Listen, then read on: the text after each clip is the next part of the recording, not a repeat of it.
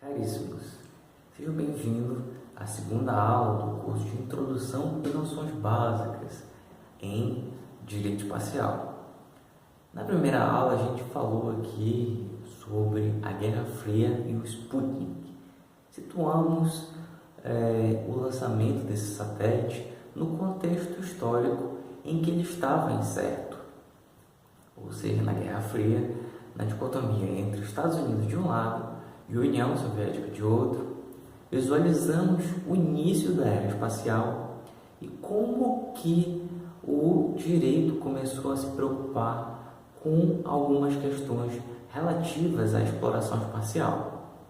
Pois bem, em muitas universidades e até alguns autores utilizam essa terminologia de direito aeroespacial, ou em inglês Aerospace Law. E a gente concorda aqui com a lição do professor José Monserrat no sentido de que este termo, essa terminologia não é a mais adequada.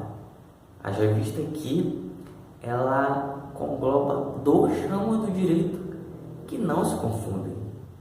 Ela engloba tanto o direito aeronáutico quanto o direito espacial num único termo, sendo que estes ramos são ramos distintos.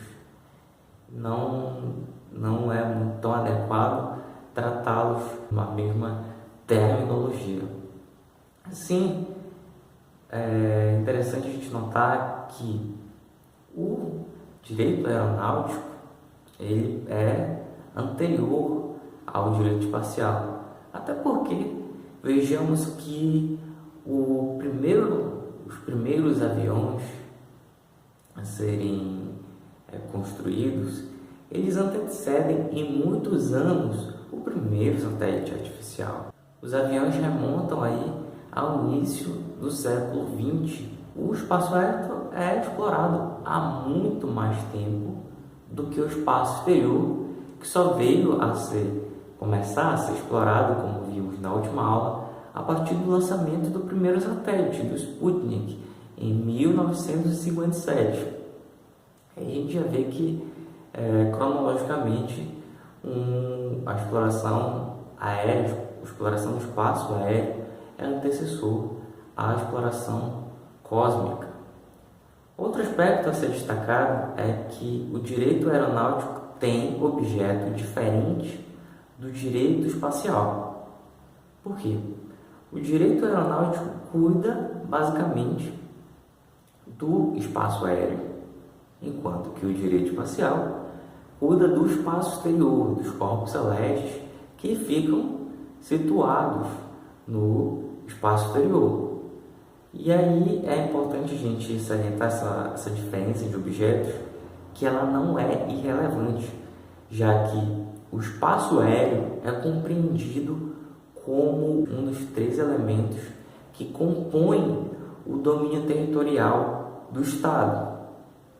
Lembra lá daquelas aulas de direito internacional público, mas também daquelas aulas de noções gerais de teoria do Estado, em que éramos ensinados que um dos elementos constitutivos do Estado, além de ser a população, o governo, a capacidade de manter relações internacionais, tínhamos também um quarto elemento que era o território.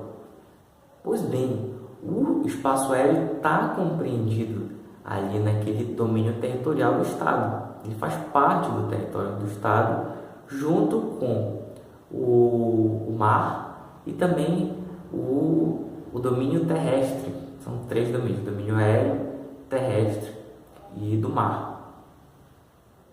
Visualizando-se isso, verifica-se que o espaço aéreo encontra-se dentro da esfera de soberania dos Estados. Na maioria das vezes, os Estados exercem soberania sobre o espaço aéreo, o que é totalmente contrário do espaço exterior. Porque o espaço exterior, a maioria dos autores costuma classificá-lo como uma zona internacional, uma zona que não está dentro da soberania de qualquer Estado, aliás, que nenhum Estado exerce soberania sobre o espaço exterior e o espaço exterior também não está sujeito à apropriação de qualquer sujeito. É o que dispõe o artigo 2º do Tratado do Espaço.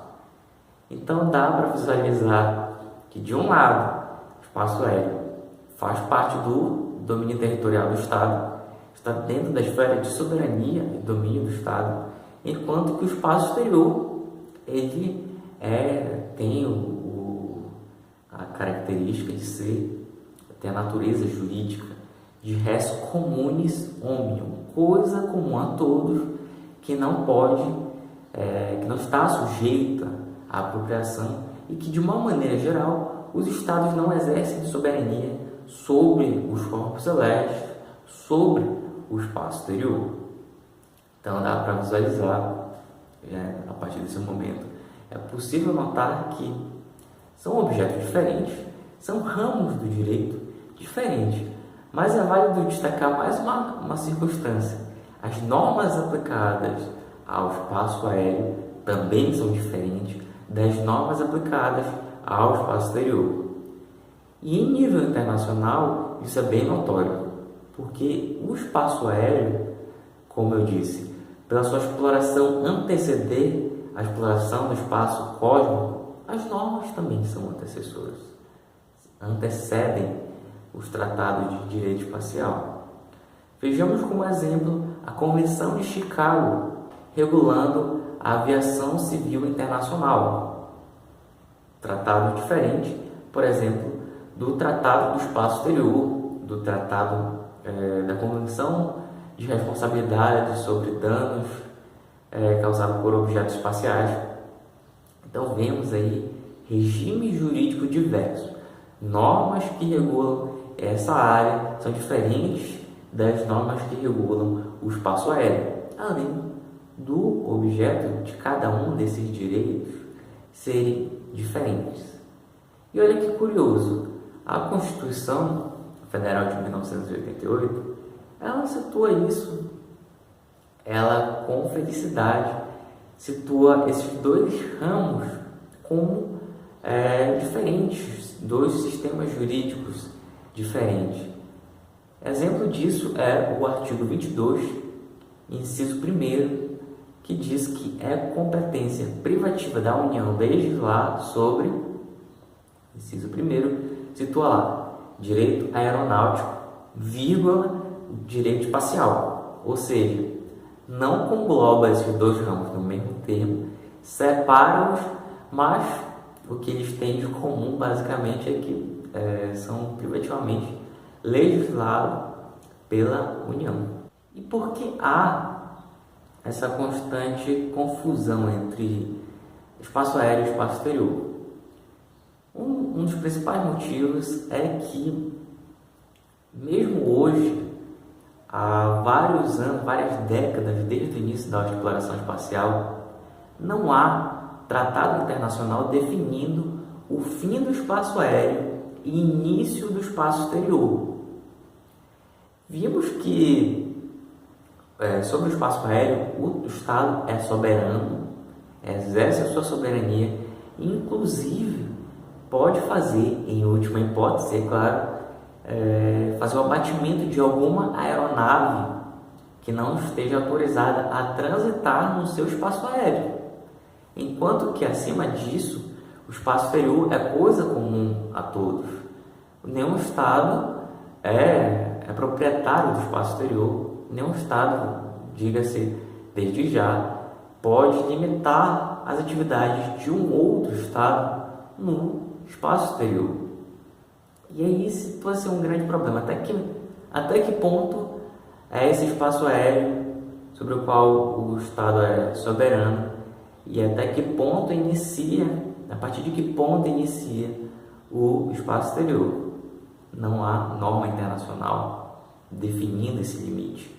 Isso foi um dos grandes problemas logo no início da era espacial, porque questionava-se se o Sputnik, no seu voo em órbita terrestre, se ele não estaria, quando ele, por exemplo, estivesse sobrevoando o território americano, território dos Estados Unidos, se ele não estaria violando a soberania norte-americana. Porque se os Estados Unidos abatessem o Sputnik, eles estariam causando uma agressão à União Soviética, que havia lançado o satélite, já que o Sputnik não transitava no espaço aéreo americano, mas sim no espaço exterior, que, mais uma vez, é bom frisar, nenhum Estado exerce soberania, nenhum Estado é dono, até o presente momento, do espaço exterior. Mas então, como é que ficou a delimitação do espaço aéreo e do espaço exterior, já que não existe tratado internacional regulando a matéria? A prática é que os Estados adotaram um critério chamado linha de Kármán, ou linha de von Karman, que define que o espaço exterior começa 100 quilômetros acima do nível do mar. A maioria dos estados utilizam esse critério nas suas atividades espaciais para definir que o espaço exterior tem início a partir dos 100 quilômetros acima do nível do mar. Agora a gente vai tratar sobre o ponto seguinte, que são os sujeitos de direito espacial. Vocês vão se lembrar que na última aula eu falei tanto sobre o lançamento do Sputnik pela União Soviética, a corrida espacial com os Estados Unidos. E nesse primeiro momento, apenas os estados, representados lá pelos Estados Unidos e a União Soviética, eram sujeitos de direito espacial. As normas de direito espacial pareciam ser aplicáveis só aos estados, além de que os estados eram os únicos que possuíam capacidade para explorar o espaço exterior. Só que na atualidade, além de quando a gente falar estados, não se compreender tão somente a Rússia, que é sucessora da União Soviética, e os Estados Unidos, mas também outros países como o Japão, a China, Israel também, vários países da Europa. Então, os estados são, sim, continuam sendo sujeitos de direito espacial, porque estão diretamente ligadas às normas de direito espacial internacional, mas também vale salientar que as organizações internacionais também são sujeitos de direito espacial. Vejamos como exemplo a ESA, que é o exemplo mais fatídico quando falamos de organizações internacionais explorando o espaço exterior. A ESA, que é a European Space Agency, a Agência Espacial Europeia, ao mesmo tempo que ela é uma agência espacial, ela é uma organização internacional de vários países europeus que, dividindo sua cota lá, exploram o espaço exterior por meio desta organização internacional. Pode ser citado também a RABSAT, que é uma organização internacional criada pelos Estados Árabes, principalmente encabeçada pela Arábia Saudita, para explorar o espaço exterior, principalmente pela difusão dos benefícios da exploração espacial pelos satélites, e também a Eutelsat. São 3 exemplos que podem ser citados de organizações internacionais que na atualidade são sujeitos de direito espacial. Então, com isso, concluímos que no atual estágio da exploração espacial e do direito espacial são sujeitos de direito espacial os estados e as organizações internacionais. E aí você pode perguntar, mas e as empresas privadas e os indivíduos que estão cada vez mais com capacidade de explorar o espaço exterior? E aí eu vou ser um tanto quanto cuidadoso, cauteloso, porque as empresas privadas, elas ainda não estão vinculadas diretamente às normas de direito espacial internacional. Porque quando uma empresa privada atua dentro de um estado, é o estado em que ela tem sede que fica responsável pela fiscalização das atividades espaciais daquela empresa privada. São os estados que ficam diretamente vinculados às normas de direito espacial internacional, e as empresas privadas ficam ali como um sujeito mediato nessa situação. A norma recai diretamente sobre o Estado, e o Estado é o que fiscaliza essa empresa privada, os indivíduos. Agora vamos passar ao estudo das fontes propriamente ditas de direito espacial internacional. É importante a gente salientar, e esse raciocínio aqui vai seguir as aulas 3 e 4, que para estudo do direito espacial internacional, como ele é um ramo do direito internacional público, a gente muitas vezes utiliza a mesma lógica, salvo as peculiaridades do direito espacial. Mas a gente usa a mesma lógica do direito internacional público. E para estudar as fontes, eu também vou utilizar a mesma metodologia utilizada na hora de estudar as fontes de direito internacional público. Por quê? Quando estudamos as fontes de direito internacional público, somos remetidos ao artigo 38 do Estatuto da Corte Internacional de Justiça, a CIJ, que é vamos dizer assim, o órgão, mal dizendo, é o órgão jurisdicional das Nações Unidas. O artigo 38 da CIJ pontua que nos julgamentos daquela corte vão ser utilizadas como fontes as convenções internacionais, o costume internacional, princípios gerais do direito, como fontes auxiliares à jurisprudência e à doutrina.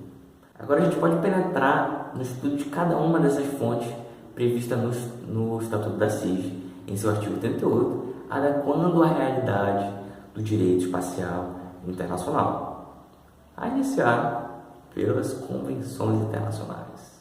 Vimos que a Assembleia Geral instituiu o Comitê para o Uso Pacífico do Espaço Exterior, o COPUS, e nesse comitê os Estados começaram a fazer a discussão jurídica para elaborar as normas aplicadas à exploração espacial, o direito espacial.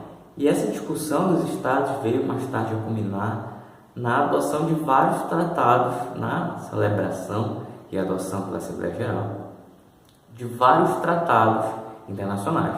O primeiro deles é o Tratado do Espaço, mas também já citei aqui a Convenção de Responsabilidade de 1972, o Acordo de Salvamento de Astronautas, a Convenção de Registro e o Acordo da Lua. Todos esses são tratados de direito espacial, são fontes de direito espacial. É válido destacar que o Tratado do Espaço, eu considero ele, tenho batido isso há um tempo, considerando como Umbrella Treaty, um tratado guarda-chuva. Isto é, ele possui provisões genéricas que são complementadas, pormenorizadas, por outros tratados específicos. Você vai ver em alguns artigos, por exemplo, o artigo 7º, que o Tratado do Espaço lida genericamente ali com a responsabilidade por danos causados no contexto da exploração espacial. Você vai ver que tem um tratado específico para pormenorizar aquela disposição do artigo 7º do Tratado do Espaço. Você visualiza uma disposição genérica do Tratado do Espaço e um acordo, uma convenção, que é a Convenção de Responsabilidade, específica só para pormenorizar aquela disposição. Isso pode ser visualizado em vários pontos, quando o Tratado do Espaço fala da necessidade de se estabelecer um registro de objetos lançados no espaço exterior. Foi criada uma convenção só para lidar com isso. Então, por isso, ele é o tratado principal de direito espacial. Quando você estudar direito espacial, você vai ser inevitavelmente remetido a esse tratado. E ele também é um tratado guarda-chuva, um Umbrella Treaty, que contém provisões genéricas que são pormenorizadas por tratados específicos. Os tratados de direito espacial não se resumem só a esses 5 que eu citei, que foram concebidos no seio do Corpus e adotado pela Assembleia Geral das Nações Unidas. Podem ser citados também o tratado que constituiu a Agência Espacial Europeia, a ESA. Pode ser citado também o Acordo Intergovernamental que criou a Estação Espacial Internacional, tendo como parte lá os Estados Unidos, Rússia, Estados Unidos, Canadá, Japão e o parceiro europeu.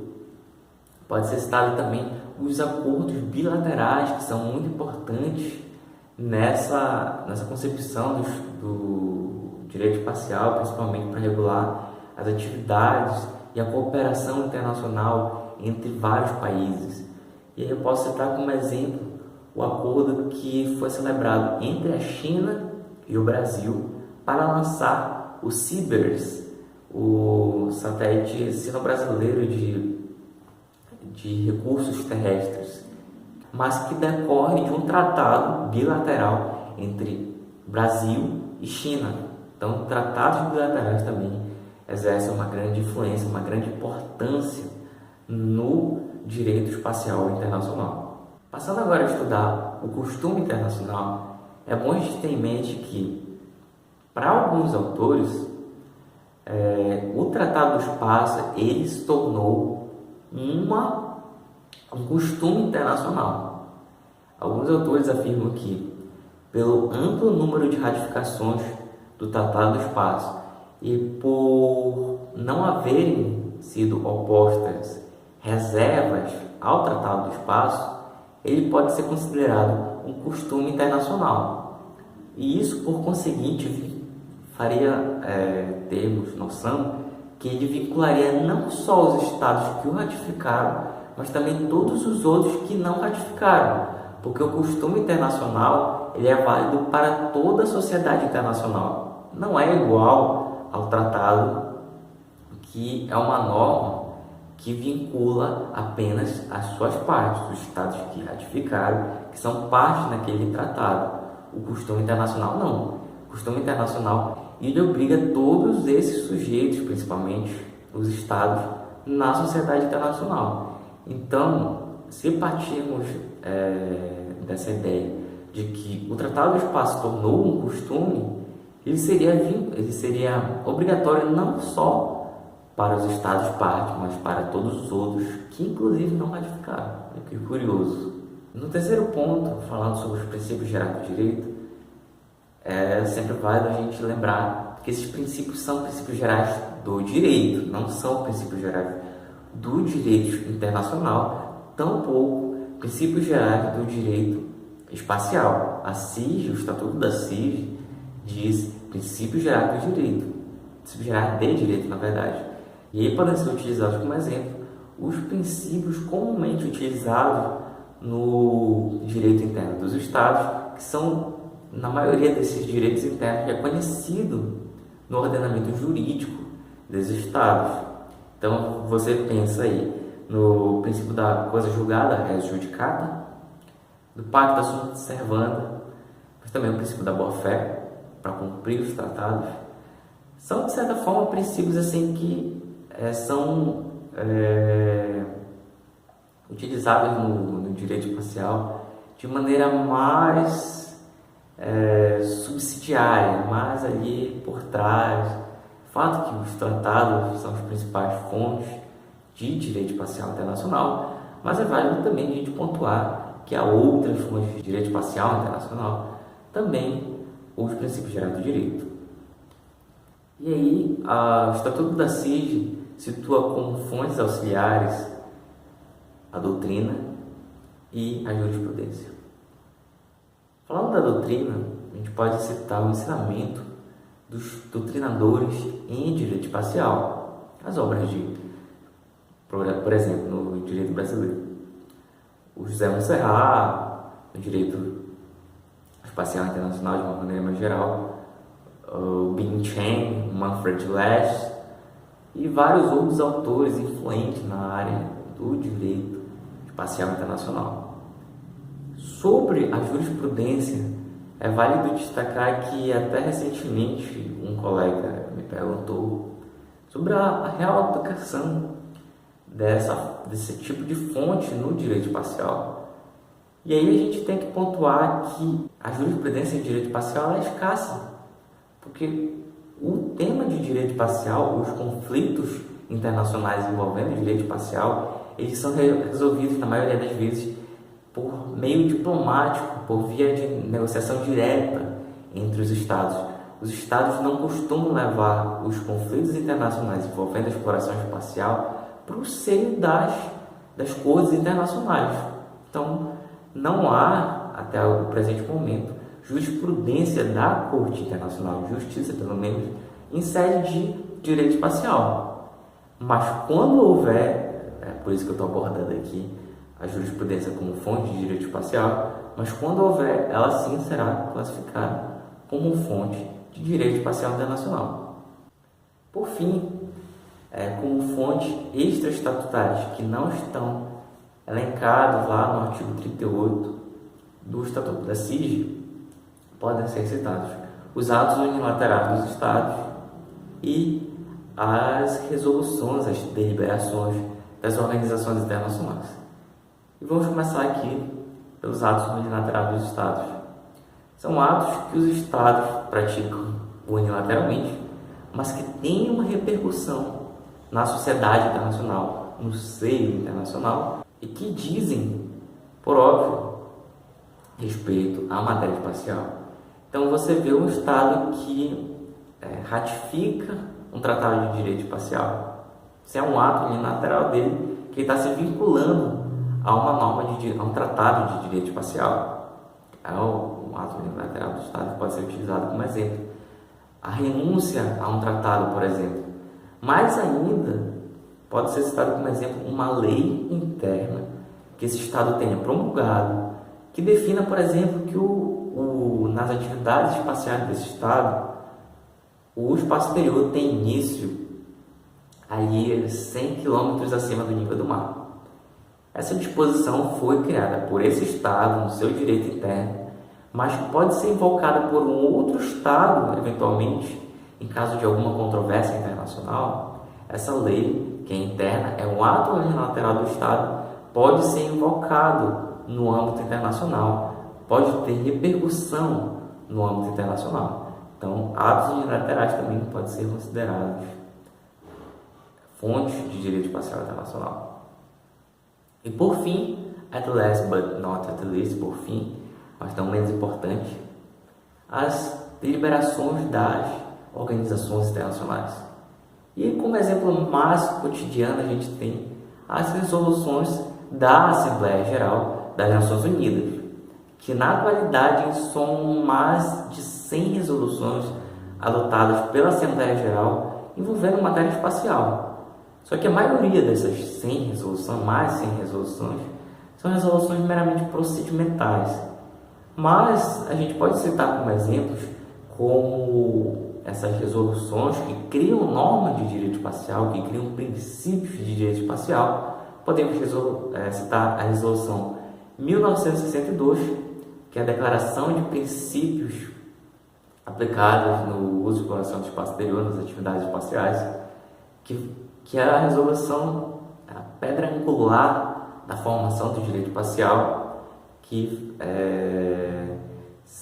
assentou as bases de direito espacial internacional, mas também pode ser citada a resolução que diz respeito ao uso de fontes de energia nuclear no espaço exterior, a resolução da Assembleia Geral, que fala sobre a cooperação entre os Estados, levando em especial consideração os interesses dos países em desenvolvimento.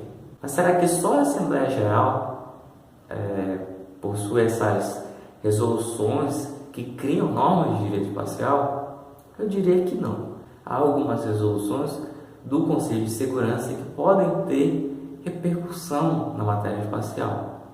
Exemplo mais claro disso é a resolução adotada proibindo a Coreia do Norte, a República Popular Democrática da Coreia, de lançar foguetes por um determinado tempo. Eu já disse que os foguetes têm finalidade dupla, tanto podem ser utilizados para lançar satélites quanto para portarem ogivas e bombas nucleares. Então, essa proibição que o Conselho de Segurança, mediante essa deliberação, mediante essa resolução, estabeleceu à Coreia do Norte, pode sim ser utilizada como uma fonte de direito espacial internacional. Inclusive, eu vou deixar no material o acesso dessa resolução, que apesar de não ser da Assembleia Geral, que é onde a gente vê tem uma maior criação das normas de direito espacial, principalmente mais resoluções aplicadas ao direito espacial, mas que é de relevante importância e que vai constar no material de apoio, no material pré-aula, o link para você conferir essa resolução que impede a Coreia do Norte de lançar foguete e que pode ter uma repercussão na exploração espacial desse país e pode ser considerada uma norma de direito espacial internacional. Na próxima aula a gente vai estar aqui lidando com os princípios elementares aqui do direito espacial internacional. Então, até lá!